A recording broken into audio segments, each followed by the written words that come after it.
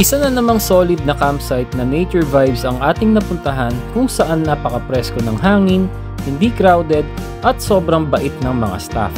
Malawak ang campground na may malapit na ilog na pwede sa mga bata at may camper van na pwedeng upahan kung gusto nyo ng kakaibang experience.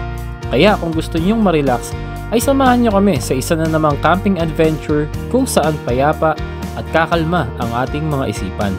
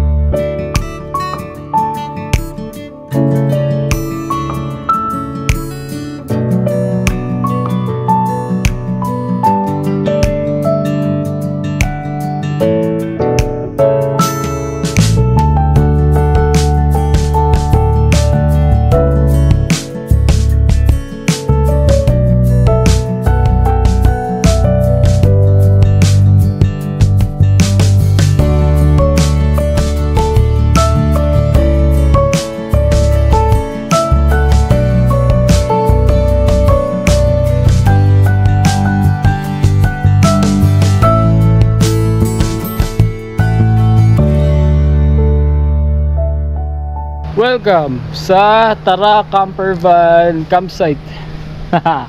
Isa na namang solid na nature na campsite ang ating napuntahan. Tutur ko kayo mamaya, pero set up muna tayo.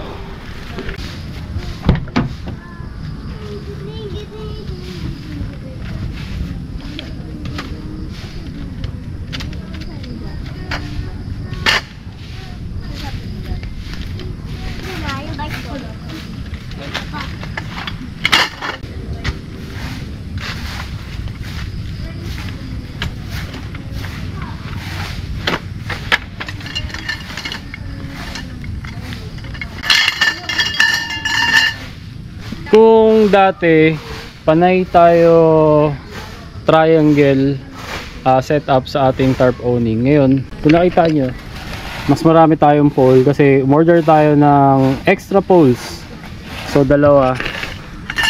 Tapos umorder din tayo netong pole holder, ito. Tapos may kasama tong peg na mahaba, medyo malaki nga lang, hindi ko natansya yung diameter ng pole holder. Tapos payat yung ating pole, so yung base ginawan ko na lang ng paraan. Yan, nilagyan ko ng karton at ng electrical tape para lang ano siya, magkasya at hindi siya gagalaw-galaw. So yun, so ang mangyayari, magiging pahaba ang ating tarp owning. Tapos ang ano nun is, ang advantage nun ay mas maluwag ang ating magiging space. Hindi katulad kapag naka-triangle setup. Although maganda ang triangle setup, mas matibay siya kapag maulan. Hindi naman mukhang uulan ng malakas. So okay na okay itong gagawin nating setup kasi na-try ko na siya. Hindi pa sa camping, sa ano lang, nung minsan tumambay lang kami sa Soma. So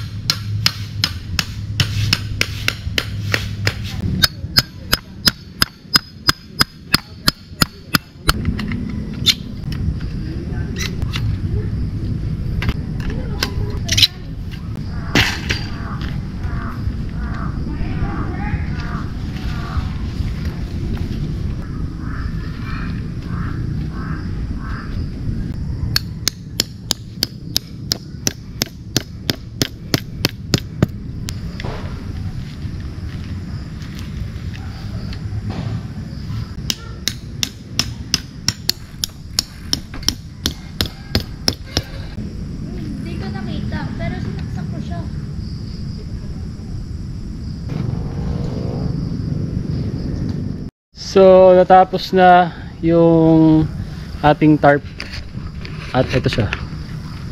Ayan. So pa-rectangle siya. Kaya umorder tayo ng extra set ng poles. Tapos yung ating pole holder dito lang. Kulang pa yung ating pole holder. So ayan. Trial and error nga lang talaga. Adjust dito, adjust doon. Tapos ililipat mo na naman yung mga pegs para mabawasan at ma-minimize talaga yung mga lukot. Pero so far okay naman. Tapos dun ang tent natin, kapag moto camping tayo, kasya na yung motor nasa loob ng awning. Tapos andito yung tent, dito yung mga table. At alam nyo kagandahan dito guys, ipawisan ako. Buti nga hindi na maaraw eh. Hapon na pala, 5:25. Ang maganda pa dito sa kanila, nag-provide sila na ito, matting para sa ating tent. So hindi natin problemahin kahit may mga debris dyan, may mga bato, kahoy, kasi meron tayo nito sa ilalim ng ating tent. Pero ngayon, ang gagawin ko, patitibayin ko muna to in case lang na umulan. Dodoblin ko ang mga tali ng bawat sulok.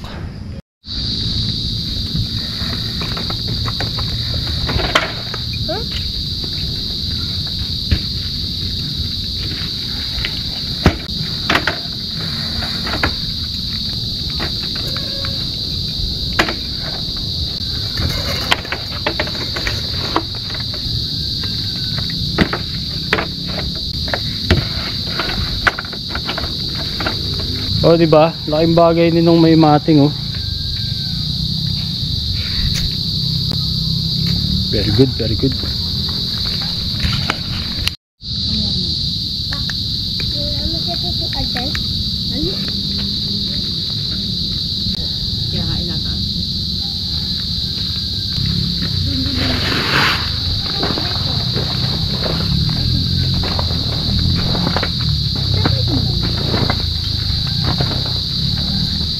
Galing, sukat na sukat, oh.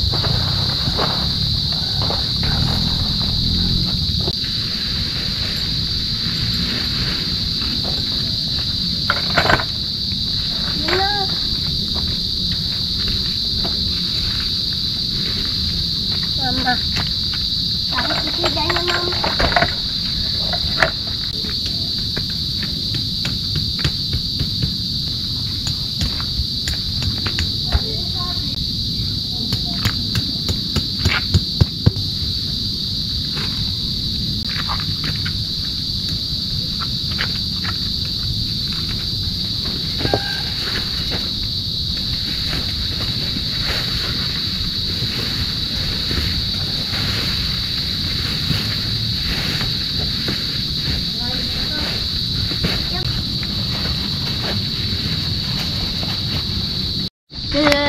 Bayaw to. Gagal. Anak, hindi na hard. Hindi mo pa nanginalaw ka.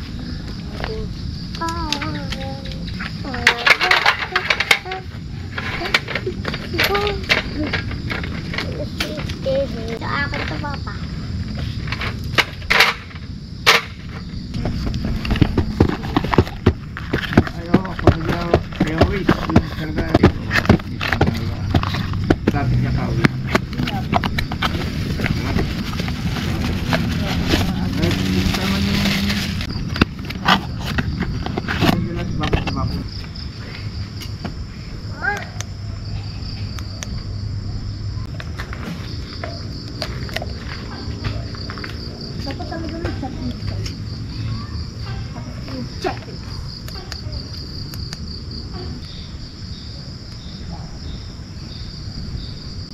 Okay, Sajer.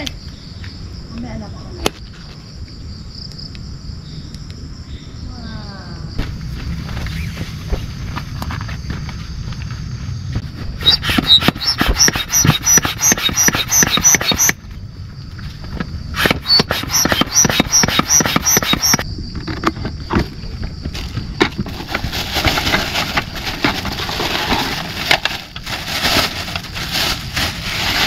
Sige.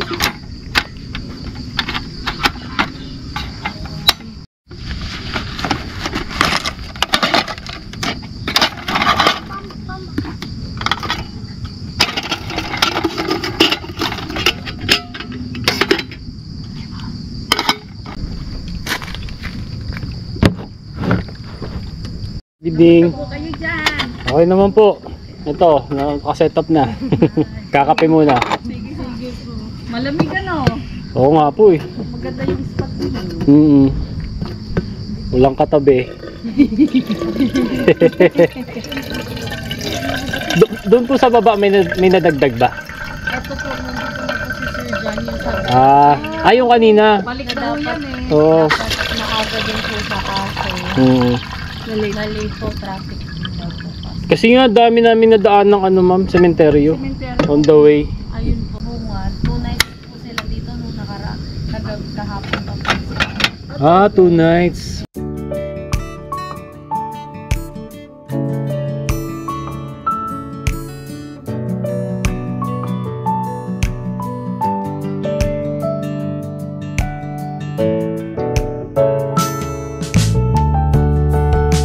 Katapos na namin mag-setup, nagpalit na ako kasi pawis sa pawis ako. So, all goods naman yung ginawa natin sa ating tarp owning. So, ang nangyari kasi kapag ganito, mas malapad yung ating space dito sa harap. Unlike pag naka-triangle siya. Diba? Tapos, ito yung ating mga bagong camping light na finiture. At actually, ito hindi pa natin to na-feature pala. Hindi pa natin nagagawa ng review. Ito itsura niya. So, meron din siyang iba-ibang modes. May white, may warm, tapos merong combination. Ayan, may flashlight din siya dito. Ayun. O, di ba?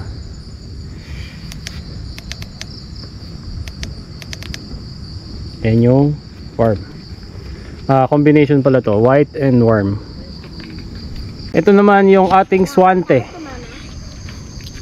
So, ito nagawa na natin to ng product review.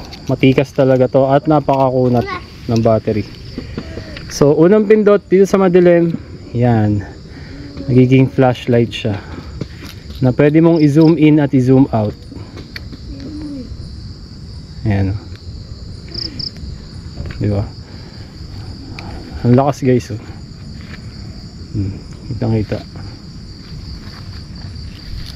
Tapos, yan yung flashlight. Tapos yan yung kanyang worm. Yan. Tinotodo ko na kasi makunat naman yung battery na ito para maliwanag kami. Yan.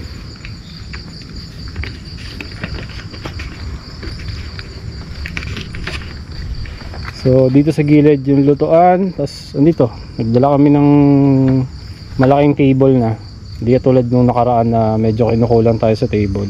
Pero hiram lang yan. So hindi natin laging madadala yan. Tapos ang bait nung caretaker, hindi ako nagkakamali, si Ma'am Mavi. Pati yung may-ari. Talagang ilang beses na sila pumunta dito, pabalik-balik, chine-check nila kami kung kamusta kami, okay lang ba kami. Saka sobrang sobrang entertaining. Tapos maganda pa yung pwesto namin. Malayo kami dun sa mismong area nila sa baba. Pero dito pinili namin kasi may malapit na CR at lababo. So hindi kami mahirapang magugas-ugas. Okay. Kape muna tayo. Pwede ko po kayo sama sa vlog? Okay lang. Sir, ano pangalan nyo? Biling Ogot, Silverio. Hi, nice to meet you sir. Rico po. Nice Wife ko po si Donna, si Jed at si Jared, mga anak ko. Medyo lakasan lang. Medyo Bless ka na ba, anak? Nag-bless ka na? Bless ka muna, bless. Sige. Parang madami lang. Oh my God bless you. May alas pa na balanggot talaga ng very good. Interviewin ka daw, dear. Salamat po sa palagi nyong pag-check dito sa amin. Bihira po kasi yung ganun, yung mga napupunta namin campsite na lagi kami chine-check. Lagi din mo kayo karkamp. Opo. Minsan, solo ko po, moto camping, ganun. Salamat. Pero nagka-camp po talaga kami. Opo. Bukas, late na kasi kami dumating. Bukas, yun, iikutan ko yung lugar, magda-drone, pati dun sa ilog. Yun. Tapos kung sakali, send ko na lang po sa inyo sa Facebook page nyo yung vlog ko para ma-share nyo rin. Salamat po. Opo. Siyempre pang promote din ng place.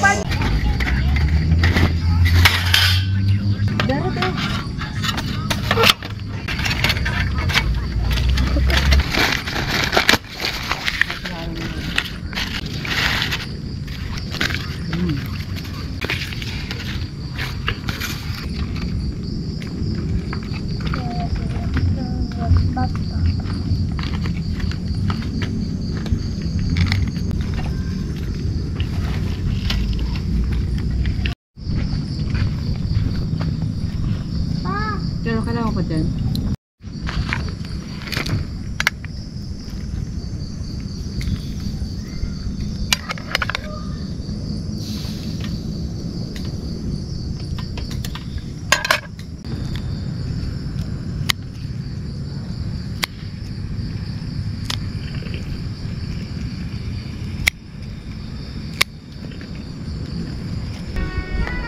Let's get to work.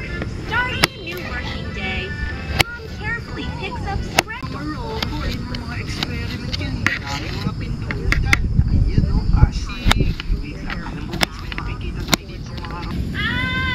How are you already across the bridge? What? You said you haven't been on Roblox. Oh my god. Just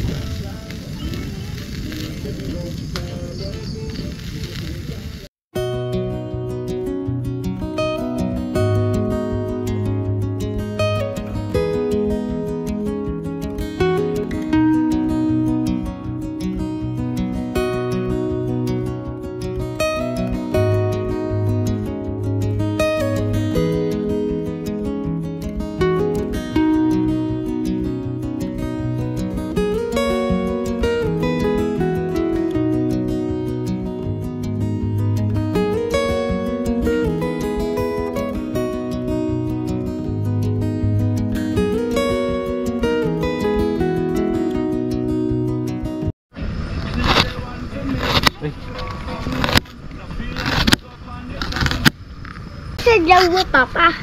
Para? Bakit sa dawa? Lobat na eh. Kaya pala i-charge. Ay,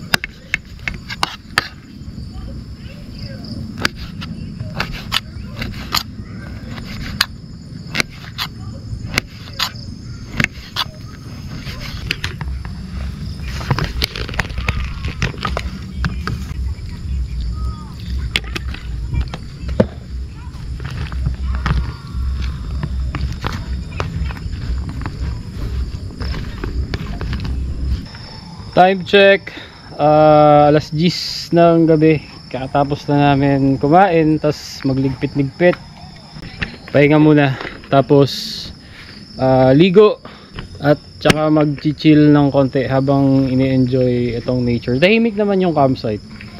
May mga guest doon sa baba, hindi naman din sila may ingay. Kami may speaker kami pero hindi namin nilalakasan para hindi nila marinig doon. Syempre ayaw naman natin makaabala. Ang isang disadvantage lang dito, sobrang malanggam. Alam nyo yung mga itim na, hindi yung itim na friendly yung itim na matitigas na nangangagat, yung parang kasing lalaki nung kulay pula na malalaki tapos nangangagat. So ang ginawa ko, sinubukan ko magsaboy ng pulbos sa paligid ng tent, sa mating. Ayan, kasi para makatulong. Tapos naglagay din ako sa legs, sa paa. Mukhang okay naman, mukhang nabuwasan naman kahit pa paano, kasi ang dami talaga kanina, hindi kami tinitigilan ng kakakagat. So kung pupunta kayo dito, yun ang isa nyong iisipin, na ayun, maraming langgam. So wala kasi kaming off lotion. Kaya yan, para-paraan na lang muna. Inubos ko yung isang buong maliit na Johnson na face powder. Yun, dami niya no. yung ating portable na ihawan dahil nag-ihaw tayo ng lempo, chicken, tsaka hotdog. Eh syempre, bukod sa dumi ng uling, may mga nahuhulog na mantika kaya maraming namuong sludge. Wala tayong dalang Scotch-Brite o kaya steel wool. So, ang naisip kong diskarte ay yung mga batong maliliit. Ano ba to? Graba to, diba? Yung mga bato na inaano sa lupa para hindi masyadong lumubog yung mga sasakyan. Yung mga graba, kumuha ako ng isang dakot sa kamay at yun ang kinuskus ko habang inaanuhan ng tubig. Effective naman. Medyo natanggal naman yung mga sludge, mga mantika, tsaka uling. Yun nga lang, sa kamay ko naman napunta. Natanggal ko rin naman. Gagamitin pa kasi natin to. Siya ang magiging stand ng ating bonfire. Ito pala guys, itong ilaw na to, nakikita nyo, LED yan, siguro solar. Tapos meron nakaabang na poste dito. Ito, dinala lang nung mga bantay dito, pero para meron kaming konting liwanag. So andun yung tent namin. Tapos yun, para at least yung papunta dun sa may CR, yun, medyo maliwanag. Kasi kung wala yan, sobrang dilim nga naman. Kasi walang kuryente dito, walang mga saksakan, hindi katulad dun sa nakaraang pinag-campingan natin. Yung nakasindi na ilaw dun sa CR, eh ano din, di baterya din, rechargeable din. Okay na rin. Okay, ligo na muna tayo. So dito pala sa CR, ilababo lang yung may ilaw. Sa CR wala. Okay lang. Eh, kaya nga tayo may mga dalang ilaw din.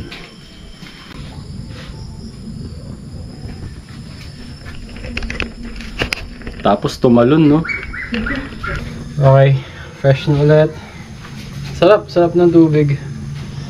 Napakalamig ng tubig sa gripo nila. Yung tubig nga pala dito sa gripo nila is Jetmatic. Although medyo malabo siya, pero sabi filtered naman daw yun. Ganoon naman talaga mga Jetmatic. Matic na yun. Dahil tapos na tayo maligo, pwede na tayo mag-chill.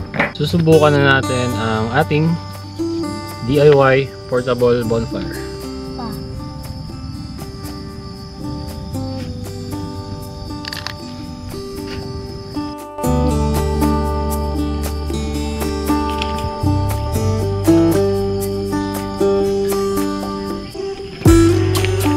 Kung dito sa mismong campsite tahimik, sa hindi masyadong kalayuan may nagvi-video okay. So possible resort siguro or baka campsite din na nag-aalaw ng video okay.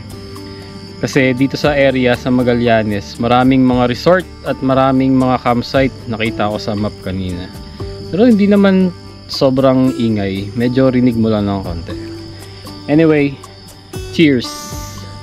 Successful ang ating DIY portable bonfire. Shout out! Sabi mo, hi guys! Hi guys! Hi guys. Welcome to Camping!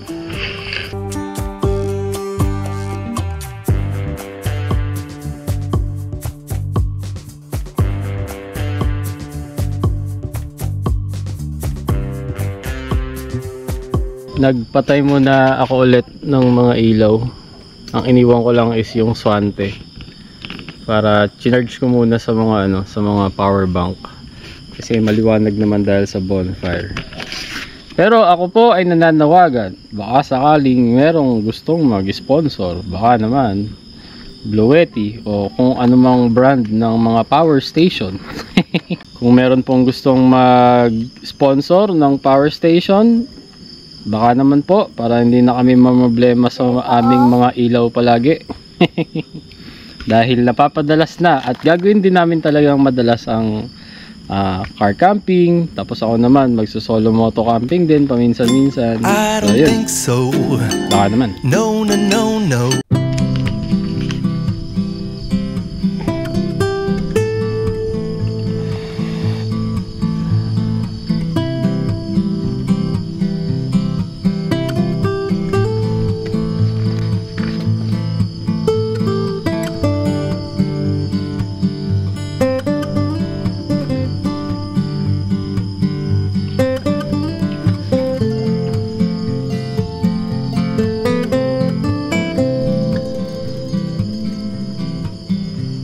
ito yung klase ng experience na wala sa city. Yung yan, bonfire ka tapos ang maririnig mo lang yung mga ingay ng mga insekto. Well, in our case ngayon, may konting nagbibideo okay, pero hindi naman sobrang ingay. Malayo. Pero carry lang naman, hindi naman sila sobrang nakakagambala sa amin. Time check 12:35 AM. Pero sobrang tindi pa rin nung apoy ng ating DIY portable bonfire.